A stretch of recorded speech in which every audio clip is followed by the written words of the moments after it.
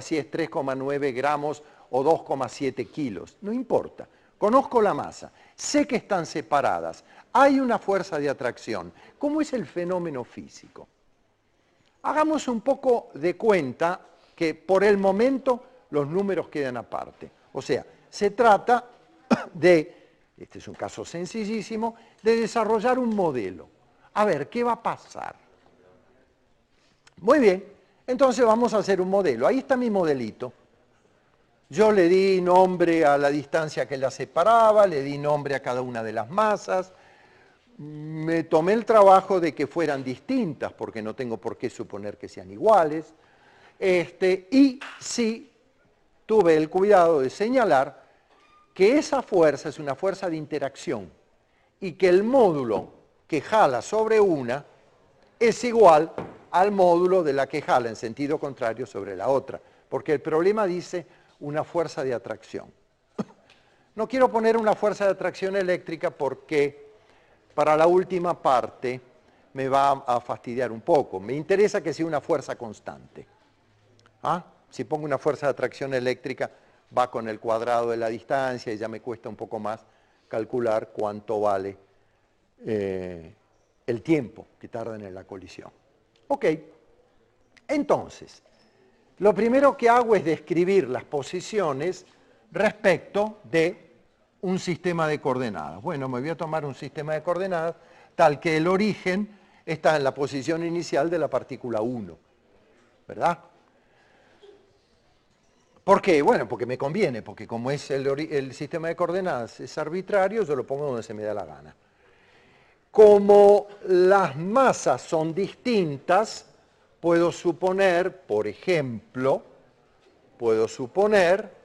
que una es más grande que la otra. Vamos a suponer que M1 es más grande que M2. Entonces, ¿dónde estará el centro de masa? Más cerca de M1 que de M2. Si fueran iguales, estaría en la mitad. Es más, ¿dónde está la posición del centro de masa? El X del centro de masa va a ser igual a M1 por X1 más M2 por X2 sobre M1 más M2. Pero X1 va a cambiar y X2 también, porque el sistema se va a mover. Entonces, lo que puedo decir es que la posición inicial del centro de masa es igual a M1 por la posición inicial de X1 más M2 por la posición inicial de X2 sobre M1 más M2. ¿Qué? Sí, ya va. Pero X1 es 0. X1 de 0 es 0. Y esta, es decir, es L en el instante inicial. Porque se van a mover.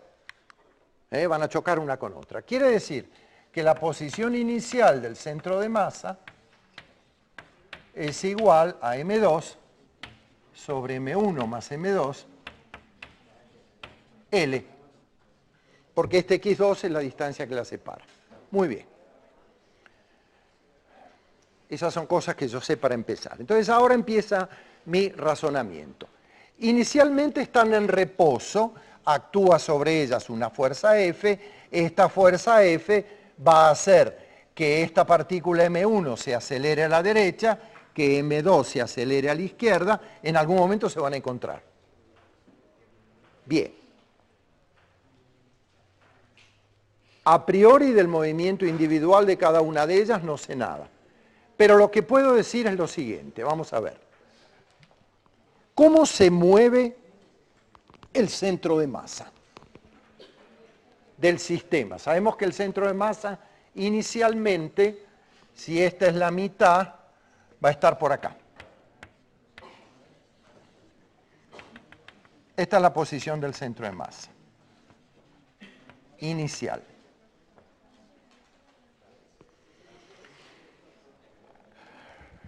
¿Cuál es la dinámica del centro de masa? Un segundo, espérame un segundo que me conteste.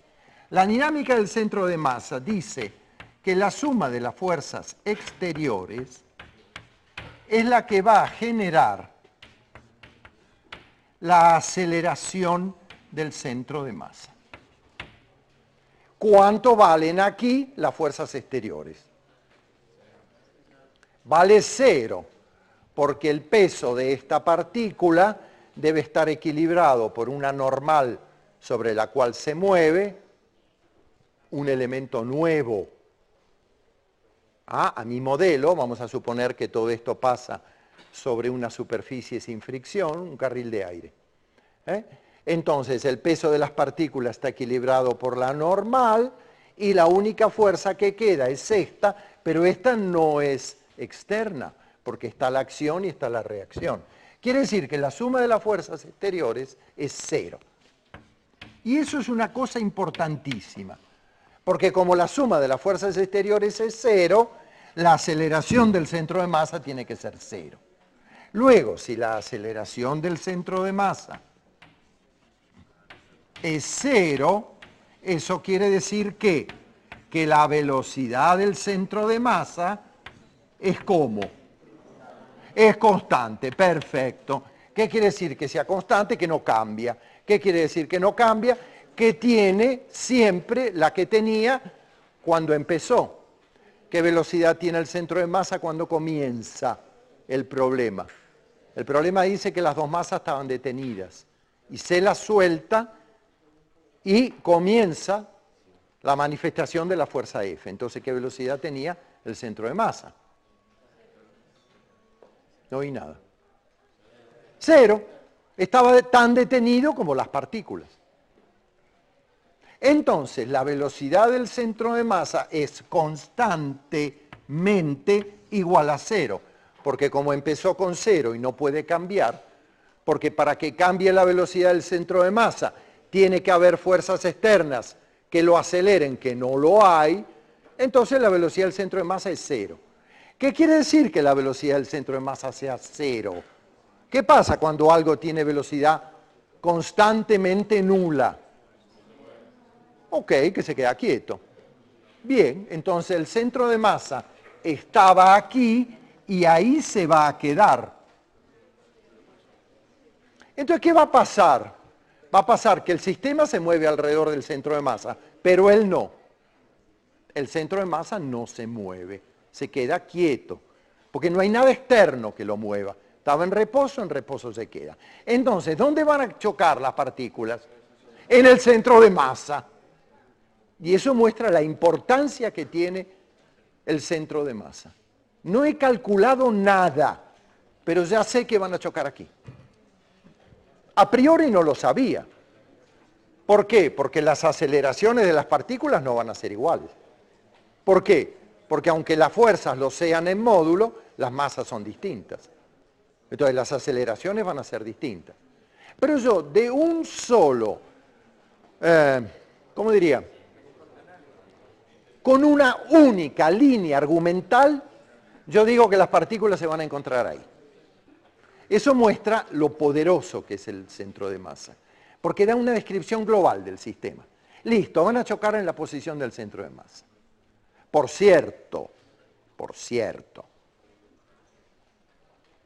si se estuviera moviendo también. Si inicialmente estas dos partículas tuvieran una cierta velocidad, bueno, el centro de masa tendría la velocidad que determina la velocidad inicial de las partículas y el centro de masa se estaría moviendo. Pero que las partículas van a chocar en el centro de masa no cabe duda. ¿Por qué? Y porque si van a chocar van a estar juntas. ¿Y dónde va a estar el centro de masa cuando hay dos partículas juntas? Y ahí donde están ellas. Es como si fueran una sola. Así que la colisión se produce en el centro de masa no cabe duda. Lo que pasa es que a lo mejor el punto de la colisión no es el punto original donde estaba el centro de masa. Ok, entonces, ¿dónde se va a producir la colisión? En el centro de masa. Perfecto. ¿A qué distancia? Ok, movimiento al centro de masa, ya está. Empieza quieto y quieto se queda. Listo. O sea, esto se contesta diciendo, X, delta X.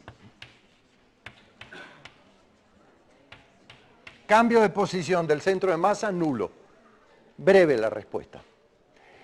¿A qué distancia de la posición inicial P0, que era el origen, van a chocar? A la posición esa. Van a chocar aquí. A esta distancia de la posición inicial. ¿Por qué? Porque es la posición del centro de masa. ¿Cuánto tiempo tarda en producirse la colisión? Ahí sí, ya el centro de masa no es muy elocuente. Son cosas que le pasan a las partículas y que no le pasan a él, por decir así. Entonces, si quiero calcular cuánto tiempo tardan en chocar, tengo que ver cuál es el efecto de las fuerzas sobre cada una de las partículas. O sea, tengo que preguntarme cuánto tiempo tarda una de ellas en llegar a la posición de la colisión. Entonces, ¿qué partícula tomo? ¿Y por qué no M2? A ver, ¿van a tardar lo mismo o no? Y sí. ¿Las aceleraciones van a ser iguales? No. Porque la masa es diferente, no van a tardar lo mismo. Entonces, bueno, no sé, elijo esta. Ok. ¿Qué quiere decir que elijo esta? Quiere decir que la fuerza F es igual a la masa de la partícula 1 por la aceleración de la partícula 1. Como la fuerza F es una fuerza F en I, quiere decir que la aceleración de la partícula 1 está en la dirección positiva del eje X. Quiere decir que la aceleración en módulo de la partícula 1 es F sobre M. 1. No lleva sombrero de vector porque me estoy refiriendo al módulo de la aceleración. Muy bien, entonces tengo una partícula que tiene una aceleración constante. Si la partícula tiene una aceleración constante, yo ya sé que su posición en función del tiempo será la posición inicial más la velocidad inicial por el tiempo más un medio de la aceleración por el tiempo al cuadrado. ¿Por qué? Bueno, porque ya lo aprendí en física 11.11, ya integré esta ecuación de movimiento. Cuando las aceleraciones son constantes, su primera integral, que es la velocidad, es lineal, y su segunda integral, que es la posición, es cuadrática en el tiempo. Pero esta partícula tiene posición inicial nula y parte del reposo. Quiere decir que la posición de la partícula está dada por un medio de la fuerza F, que se supone que es un dato, sobre M1, por T al cuadrado. Quiere decir que el tiempo que tarda en producirse la colisión será aquel tiempo que hace que con esta aceleración la partícula esté en la posición del centro de masa. O sea, ese tiempo va a ser la raíz de 2 veces la posición del centro de masa por M1 sobre el valor de la fuerza que se supone que es un dato del problema. M1. No, más menos no. Más. Más. Más. ¿Por qué más? Porque yo disparé el cronómetro en el instante t igual a 0 y el tiempo corre hacia adelante. Así que aquí esta raíz negativa no tiene sentido, porque para tiempos antes del origen el sistema no se estaba moviendo. Esta fuerza no estaba aplicada o bien el sistema estaba amarrado a otra que generaba una aceleración nula antes de dispararlo. Ok, muy bien.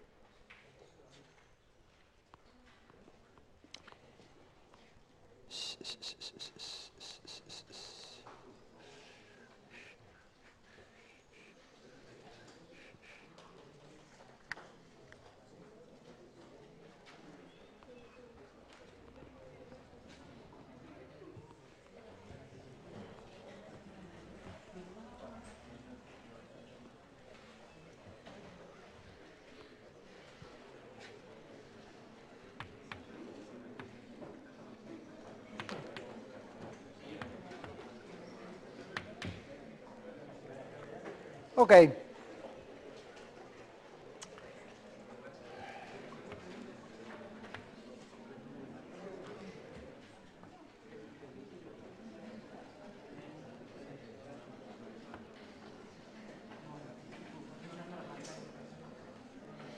El enunciado de este problema dice lo siguiente.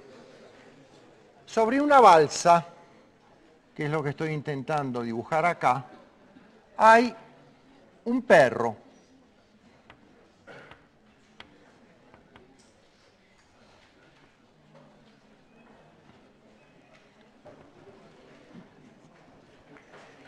Dice que el perro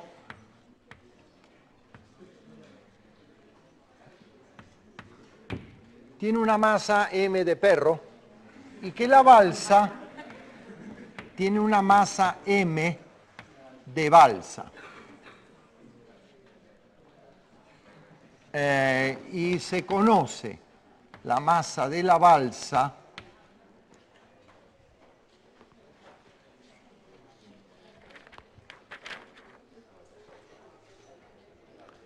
esperen porque no me acuerdo.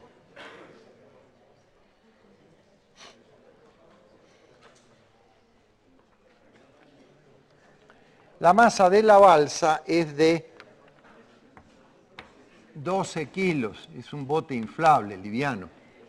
Y dice que la masa del perro dice que es, esto no es un perro, dice que es de 5 kilos. Es un gato gordo. Eso no es un perro de 5 kilos, Dios mío. Bueno. Ok. La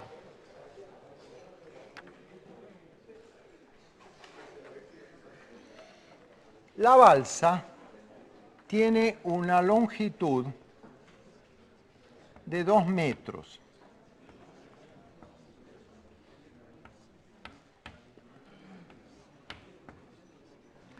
Y tiene un extremo, este extremo situado inicialmente a 6 metros de la orilla.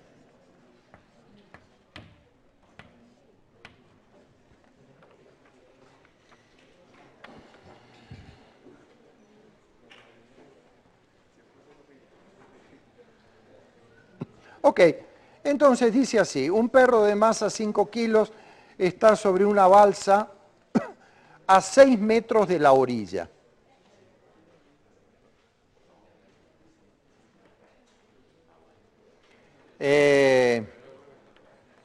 Bueno, hay que ponerse de acuerdo.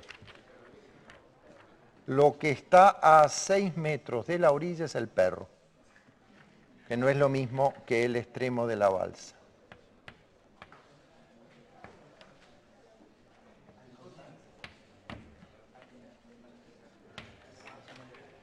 Entonces, dice que el perro camina 2 metros sobre la balsa, que la recorre hacia la orilla y se detiene. El bote tiene una masa de 12 kilos y no hay fricción con el agua. ¿A qué distancia de la orilla está el perro después de haber caminado sobre la balsa? ¿A qué distancia de la orilla está el perro después de haber caminado sobre la balsa? Este es un problema muy, muy elocuente de toda una serie de problemas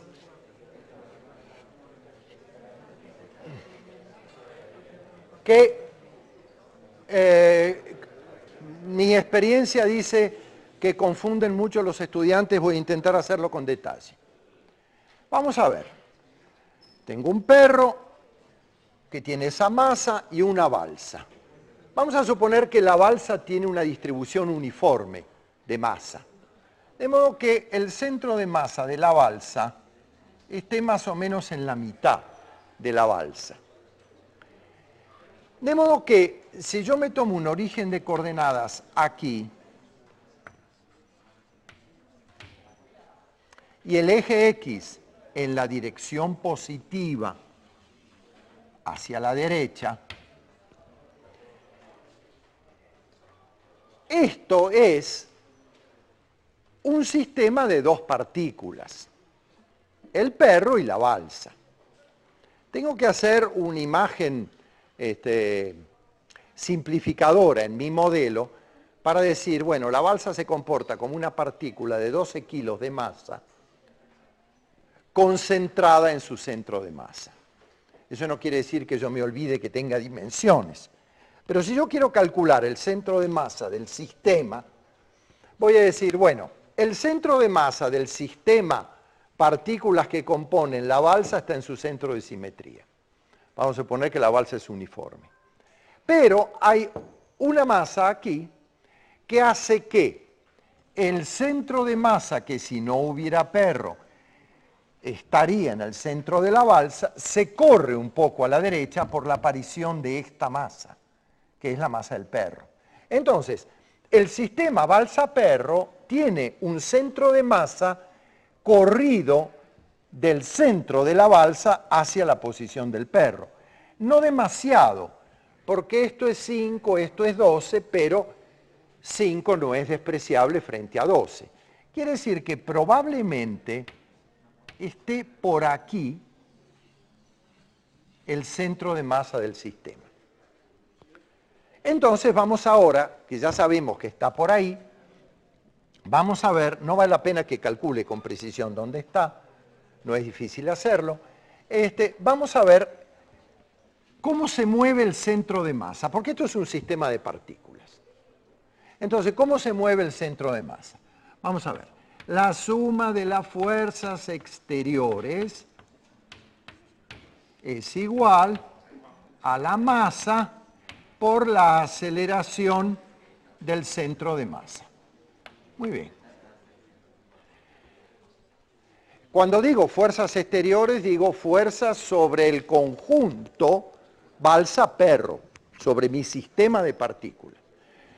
No voy a empezar a llenar esto de flechas, pero empecemos. Está el peso de la balsa, que está equilibrado por la fuerza de flotación. No es exactamente una normal aquí. Cuando hay fluidos no se habla de normal. Hay una fuerza de empuje que mantiene la balsa equilibrándole el peso. Muy bien. Quiere decir que el peso de la balsa y el perro están equilibrados por la fuerza de empuje. El problema dice que suponga que no hay fricción con el líquido.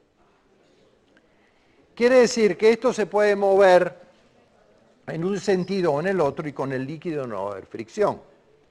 ¿Qué otra fuerza hay?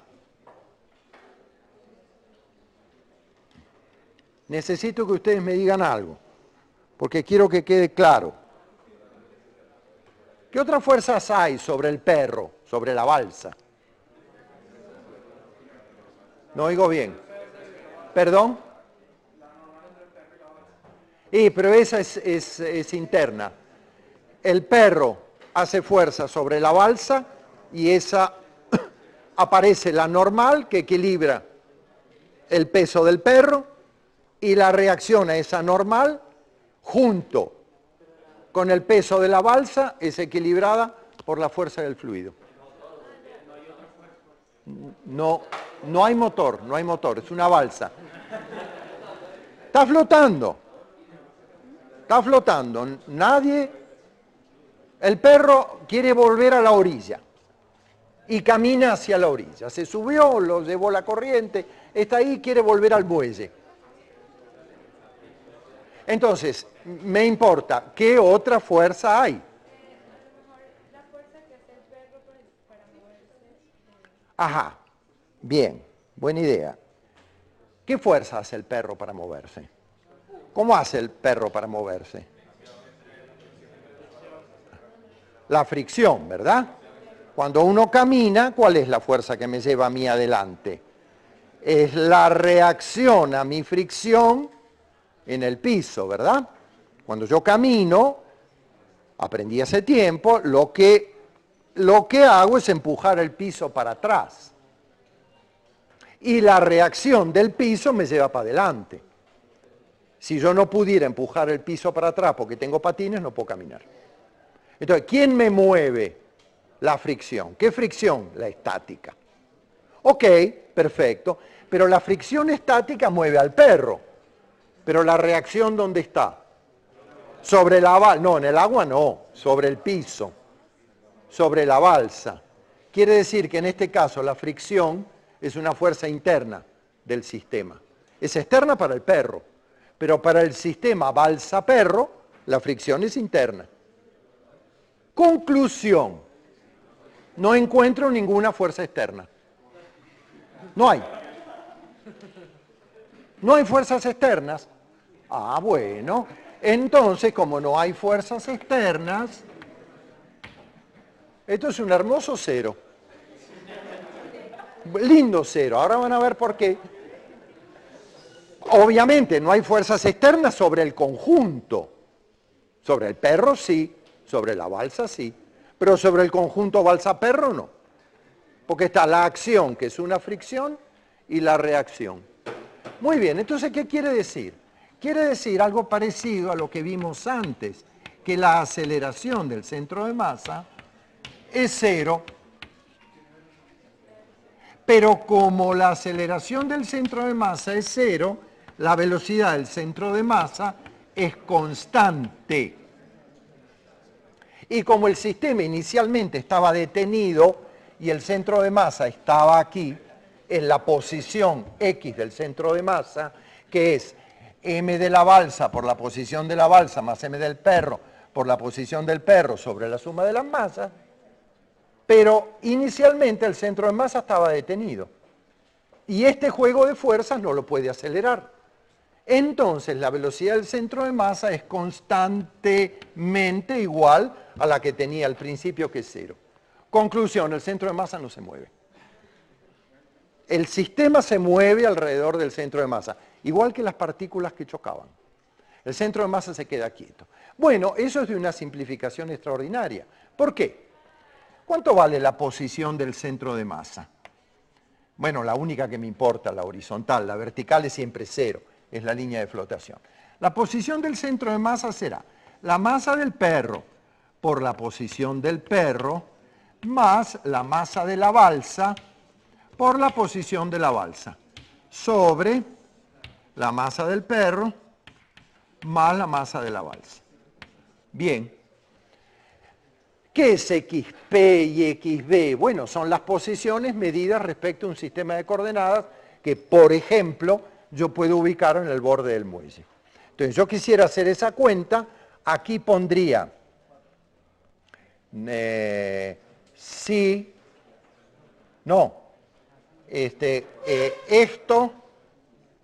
perdón, 6 es la posición del perro.